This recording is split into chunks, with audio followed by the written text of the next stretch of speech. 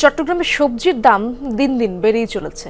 ভরা মৌসুম হওয়ার পরও সবজির দাম স্থিতিশীল না হওয়ায় বিপাকে নিম্ন মধ্য আয়ের ক্রেতারা। এছাড়া ইলিশ সহ প্রতিটি সামুদ্রিক মাছও বিক্রি হচ্ছে চড়া দামে। এমন কারসাজির জন্য সিন্ডিকেটকে দায়ী করছেন ভোক্তারা।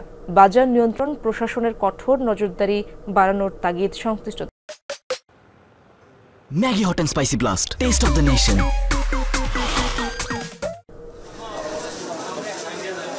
গত কয়েক মাস ধরেই নগরীর কাঁচা বাজারগুলোয় সবজির দাম তুলনামূলক বেশি। কেজি প্রতি ৮০ থেকে ১০০ টাকার নিচে মিলছে না কোনো সবজি। ফলে বিপাকে নিম্ন ও মধ্য আয়ের মানুষ। সিম প্রতি কেজি ২০০, টমেটো ১৩০, বেগুন ১০০, বরবটি ৬৫, ঢেঁড়স ও লাউ বিক্রি হচ্ছে ৬০ টাকা দরে। উৎপাদন বেশি হওয়ার পরও দাম না কমায় ক্ষুব্ধ ক্রেতারা। এভাবে যদি দ্রব্যমূল্য বাড়তে থাকে, আমরা বাজারে এসে নিঃশ্বাস ফেলতে পারতেছি না, কারণ আমাদের বেতন তো আর বাড়তেছে না। কাকুল ৮০ টাকা, যেটা ছিল ৬০ টাকা, এখন প্রায় ২০ টাকা করে বেড়ে গেছে। তো নিম্নয়ে মানুষের জন্য এটা খুবই টাফ। মধ্যবিত্ত একটা ফ্যামিলি ৪০-৫০ হাজার টাকা দিয়ে নর্মালি হচ্ছে না। আগে তো বাবা ২০-২৫ হাজার টাকা ২০ হাজার টাকা হয়ে যেত। এখন কোনো রকম চলতেছে আর কি, যেখানে ২০ টাকা খরচ এখানে ১০ টাকা দিয়ে চালাই দিয়েছে, এইভাবে চলতেছে আর কি। বিক্রেতাদের সাফাই নতুন সবজির উৎপাদন কম, তাই দাম কিছুটা বেশি। মাস দুয়েকের মধ্যেই দাম স্থিতিশীল হবে বলেও জানান তারা।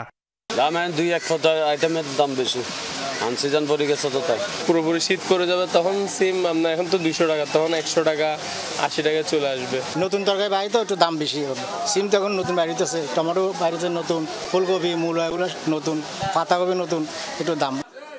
মাছের বাজারেও একই অবস্থা।